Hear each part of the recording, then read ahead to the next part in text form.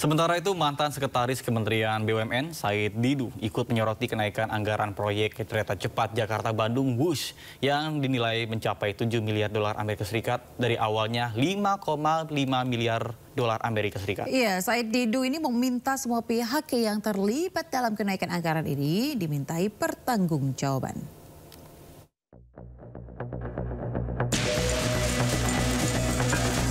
Pihak-pihak yang terlibat dalam proyek WUS telah melaporkan kerugian signifikan akibat proyek ini.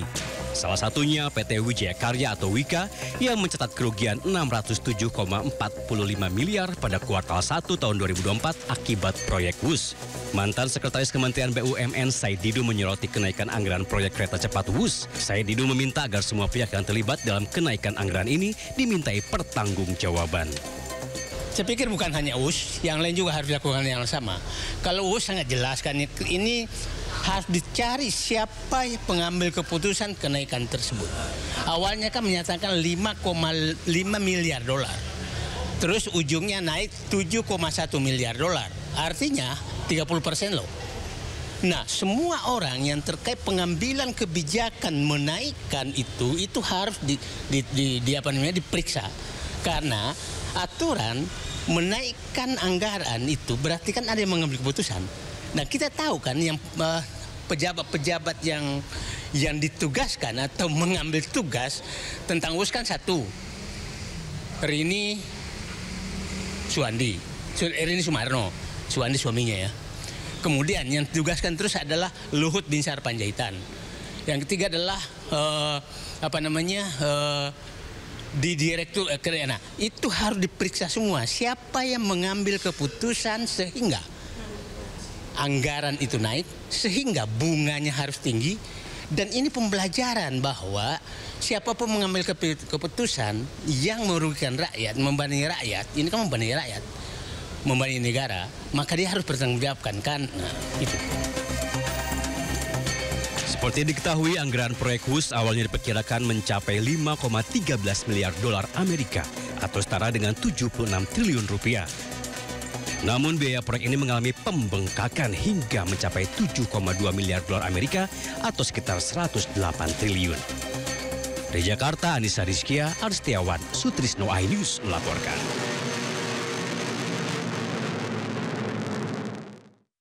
Mantan Menko Polhukam Mahfud MD meminta KPK tidak pasif mengusut kasus korupsi di pembangunan WUS di masa pemerintahan Presiden ke-7 Republik Indonesia Joko Widodo. Ya, Mahfud menyebut kasus dugaan markup pembiayaan WUS sudah diungkap sejumlah pakar sehingga KPK tidak perlu lagi menunggu laporan dari masyarakat.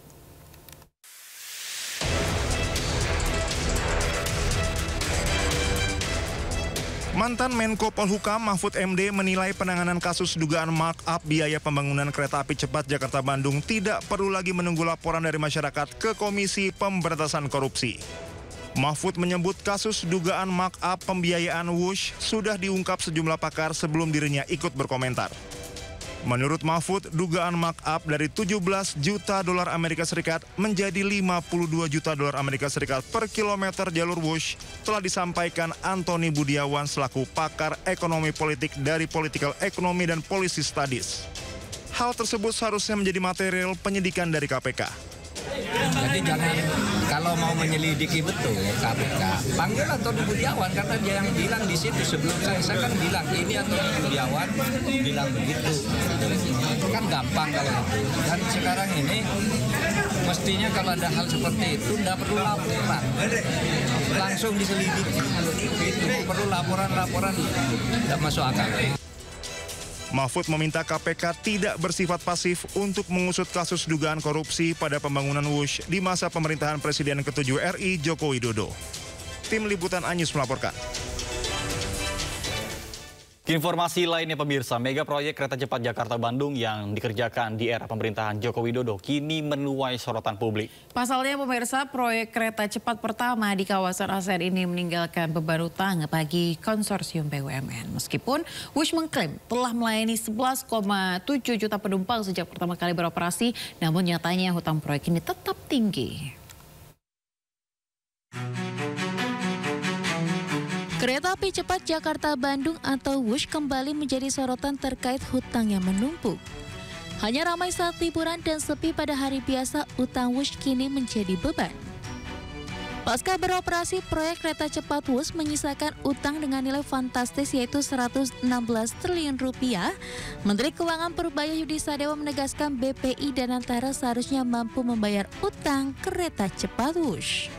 Begini, bukan utang yang nggak dibayar, kan pemerintah apa? Kalau dulu kan semuanya pemerintah yang tadinya begitu kan, tapi ketika udah dipisahkan dan seluruh dividen masuk ke Danantara, Danantara cukup mampu untuk membayar itu. Jadi bukan nggak dibayar utangnya, dibayar tapi Danantara, bukan APBN. PT Kereta Cepat Indonesia China atau KCIC buka suara terkait keengganan Menteri Keuangan Purbaya menutupi pembiayaan utang kereta cepat Jakarta-Bandung atau Wush. Korporat Sekretari PT KCIC mengatakan tetap percaya dukungan pemerintah dalam mencarikan jalan keluar menyelesaikan masalah utang Wush. Sehingga KCIC percaya bahwa skema-skema yang saat ini sedang dibicarakan, sedang didiskusikan nantinya akan menjadi solusi yang terbaik. Dan tentunya koordinasi juga terus dilakukan bersama kementerian terkait seperti Kemenko Infrawil, Kementerian Perhubungan dan sejumlah kementerian lainnya, serta bersama Danantara, BP BUMN dan juga para pemegang saham. Meskipun Wush mengklaim telah melayani 11,7 juta penumpang sejak pertama kali beroperasi, namun nyatanya hutang proyek yang 75%-nya dibiayai pinjaman China Development Bank ini tetap tinggi. Beban bunga tahunan proyek ini bahkan mencapai 1,9 triliun rupiah.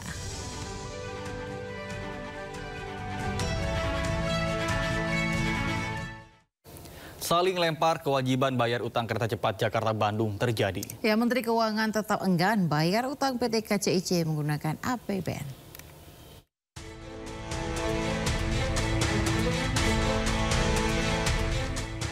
Pasca beroperasi, proyek kereta cepat Jakarta-Bandung menyisakan utang dengan nilai fantastis mencapai 116 triliun rupiah. Utang ratusan triliun itu tak hanya menjadi beban bagi konsorsium BUMN yang terlibat, namun juga membuat pemerintah pusing 7 keliling. Menteri Keuangan Purbaya Yudisadewa enggan membayar utang proyek kereta cepat menggunakan uang APBN.